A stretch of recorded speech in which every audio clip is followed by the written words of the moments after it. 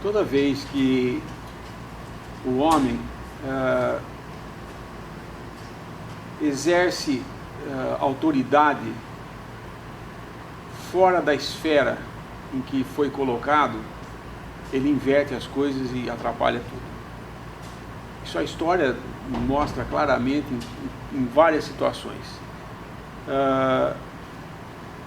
Tudo aquilo que Deus, desde o princípio, mostrou na sua palavra e são princípios básicos do que Deus é, do seu caráter e do seu modo de governo deste mundo,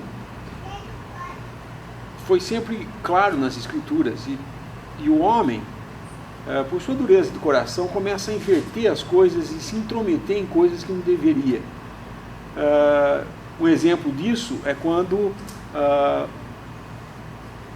as autoridades ou o governo humano quis entrar nas coisas de Deus, querer dominar as coisas de Deus. Ou também quando aqueles que estavam encarregados das coisas espirituais se intrometeram com as coisas seculares. Por exemplo, quando Constantino tornou o cristianismo a religião do governo, ele abriu as portas para a entrada da interferência do clero, né? A gente pode, que essa divisão, não estou querendo dizer que é correta, mas aqueles que eram os religiosos passaram a ter uma ação dentro do governo, se intrometendo nas coisas do governo. Então chegou um ponto, quem lê história e vê claramente isso aconteceu. Por exemplo, o Novo Mundo, né, que as descobertas a partir do século XV, que começou descobrindo terras novas, Colombo vindo para cá e tal. Vocês lerem na história, vocês vão ver o que era isso, a ideia deles. O Papa era o dono do mundo. O Papa era, naquela época, ele era quem ordenava qual rei, qual príncipe casava com qual princesa de países diferentes para conciliar, para ele ser dono de todas as coisas. E ele se achava, como representante de Cristo aqui na Terra, que ele dizia que era, que ele possuía o mundo inteiro, e ele que dividia as coisas.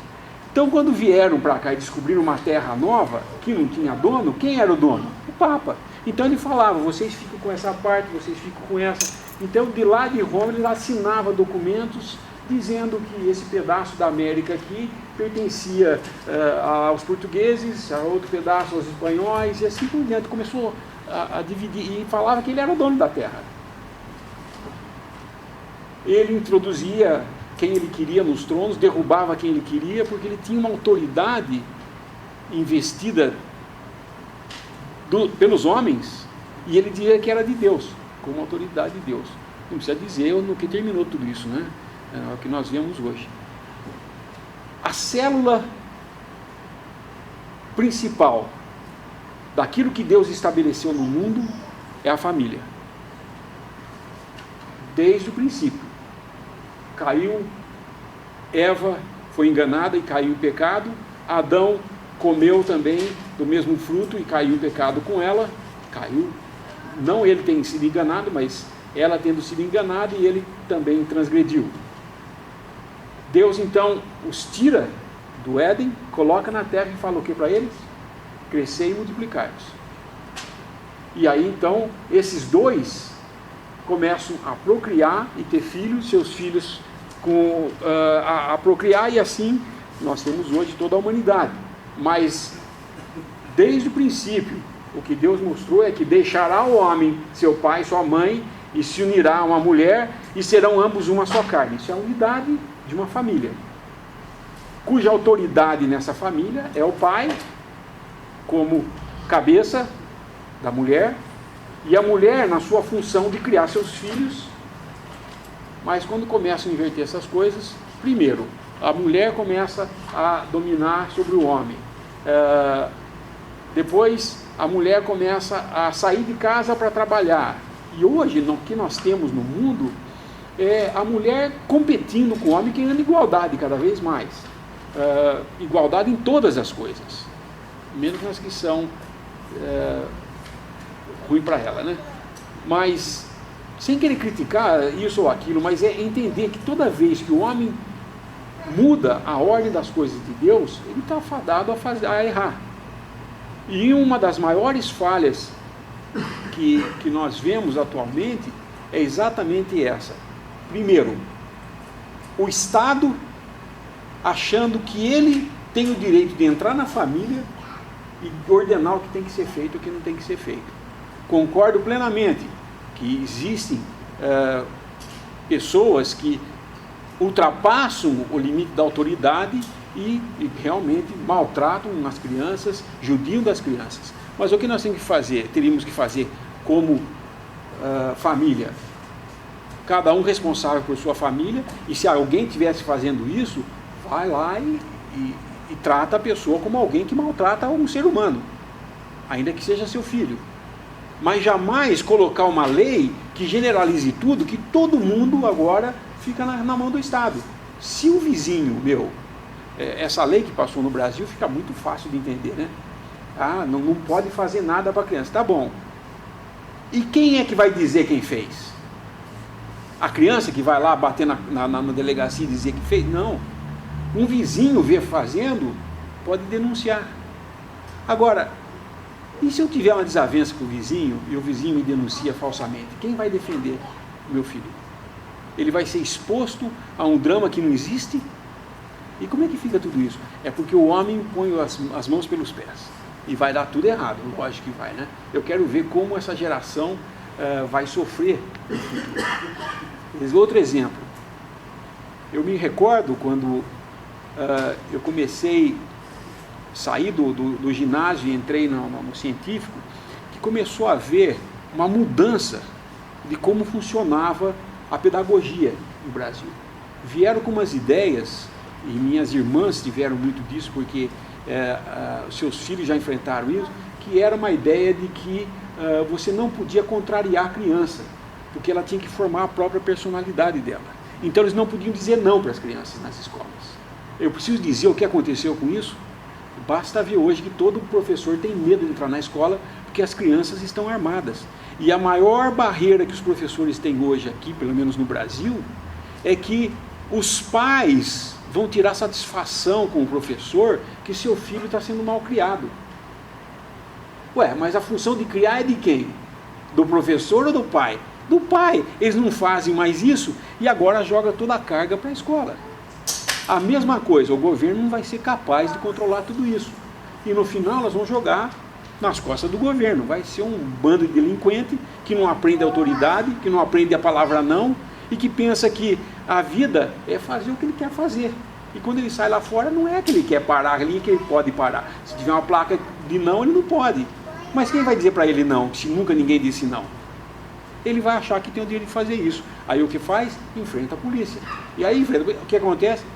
Então vocês veem que o homem vai mudando as coisas, a direção que Deus colocou, e então nós chegamos num ponto em que, como cristãos, nós temos que não abrir mão daquilo que é obediência à palavra de Deus. O versículo 15 do nosso capítulo, que o irmão leu só o 6, mas o 15 fala que a justiça está ligada ao coração do menino, mas a vara da correção o afugentará dele. Ou seja, ele está dizendo que as crianças está nelas, no coração delas, a estultícia. E que o que pode livrar ela disso é uma varinha. O que está dizendo aqui para maltratar as crianças? De modo nenhum, mas instruir. Agora, temos que concordar que muitos de nós aqui, que nos convertemos e começamos a reunir pela palavra, que pegamos da varinha e fustigamos nossos filhos, hoje não temos nossos filhos aqui. Então não funcionou? Não é que não funcionou, não. É que o mundo está desse jeito, está cada vez mais se distanciando da verdade. E fica muito difícil, às vezes, até falar sobre isso daí em público, porque você pode ser acusado de ser um cara extremista que está indo contra a lei. Está indo contra a lei. Aí nós podemos colocar outros assuntos aí, aborto, droga, e aí vamos embora. Nós vamos embora na loucura que o mundo está hoje, que ele não consegue se entender.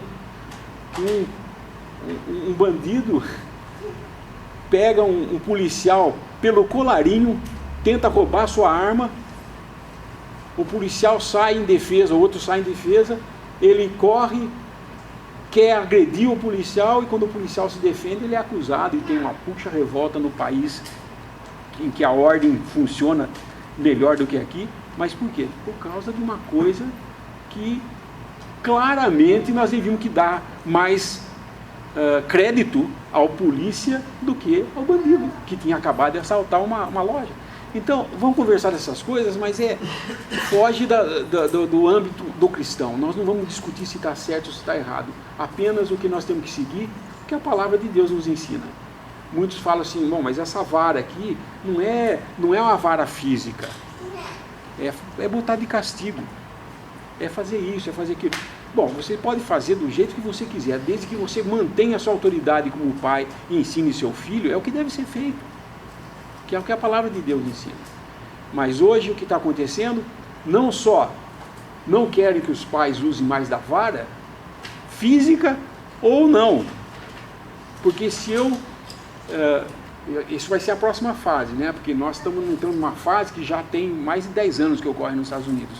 Que lá é proibido, se alguém vir você pegando uma criança pela orelha, dar um puxãozinho de orelha, você pode responder por isso, e às vezes perde até a guarda do filho. A próxima etapa que nós vamos ter é o que eles estão tendo agora. Que os filhos acusam os pais falsamente para poder ficar livre e fugir de casa. Então, é o coração do homem. Nós temos que confiar em que Deus pode nos guardar, mas nós não podemos fazer muito mais coisa do que isso. Porque muitas vezes você em público vai ter que se segurar para não fazer nada que no fim venha trazer mais complicações para o nosso lado, né? Mas a palavra de Deus é bem clara. Nós temos que entender que aquilo que Ele colocou como princípio, nós não devemos nunca deixar para trás e falar, não, isso era coisa do passado. Nós nunca devemos remover os marcos antigos. Esse é o versículo 28. Não removas os limites antigos que fizeram teus pais. E isso nós fazemos constantemente. O que esses dois versículos mostram muito claramente é que Deus tem muito cuidado com as crianças. Ele devota atenção às crianças. No versículo 6, ele fala a parte difícil, o mais difícil da coisa, que é instruir. Instruir o menino no caminho que deve andar. Isso gasta tempo, isso demanda sabedoria, demanda dependência de Deus para poder instruir uma criança no caminho que ela deve andar, e certamente diz respeito ao caminho de Deus. E isso nós estamos falando no Antigo Testamento, que já Deus tinha essa preocupação, esse cuidado. O versículo 15 fala de uma situação que é uma realidade. Por aí a gente vê o cuidado de Deus, porque o pecado, a loucura, a rebeldia, como pode se exprimir nessa palavra injustiça aqui, a rebeldia, essa revolta, isso está no coração da criança, não é que ele aprendeu. Para isso aí não precisa de instrução. Ninguém precisa instruir que a criança tem, é um ser, né, um humano, que já nasce com essa coisa. Então, Deus está se cuidando, né, procurando dar àqueles que são responsáveis pelos filhos uma instrução de como evitar, de como fazer com que essa criança seja desviada desse intento natural que ela tem de rebeldia. E ele fala dessa vara aqui que deve ser aplicada com muito cuidado, realmente, porque espancar uma criança, isso é coisa horrível. Deus jamais Deus falaria algo assim, em hipótese alguma. Então, afugentar essa estultícia, essa loucura, essa rebeldia da criança, é algo muito precioso que Deus está cuidado das crianças. E isso está no Antigo Testamento, né, que já era isso, já era um princípio de Deus. Agora, em Efésios 6, nós temos a instrução, o cuidado de Deus também para com os que pertencem à igreja, né, os cristãos. Efésios 6, primeiro ele fala dos filhos, né? Efésios 6:1, vós filhos sede obedientes aos vossos pais no Senhor, porque isso é justo. Honra teu pai e tua mãe, que é o primeiro mandamento com promessa, para que te vá bem e vivas muito tempo sobre a terra. E vós, pais, não provoqueis a ira a vossos filhos, mas criai-os na doutrina e admoestação do Senhor. Então, o cuidado novamente de Deus nos nossos dias, né? na nossa economia, na nossa dispensação, na graça de Deus. E Deus tem esse cuidado com as crianças, criar na disciplina e admoestação, na doutrina e admoestação do Senhor. Essa é a coisa difícil, né, de se fazer. Gasta tempo, demanda sabedoria espiritual, demanda tempo, demanda não só a mãe, mas também o pai e até os que cercam, né? Até os avós que podem ajudar também. E de maneira que o importante é o cuidado que Deus tem com as crianças e que, na medida que o Senhor nos dá a força, né, nós possamos criá-los dessa maneira. Difícil para um pai falar sobre esse assunto. Difícil para um avô falar também sobre esse assunto. Difícil para um que não tem filho falar nesse assunto. Por quê? Porque nós somos falhos, nós erramos, mas não é por isso que nós não devemos atentar à palavra de Deus e procurar seguir os princípios de Deus nessa questão, né, de criar os filhos.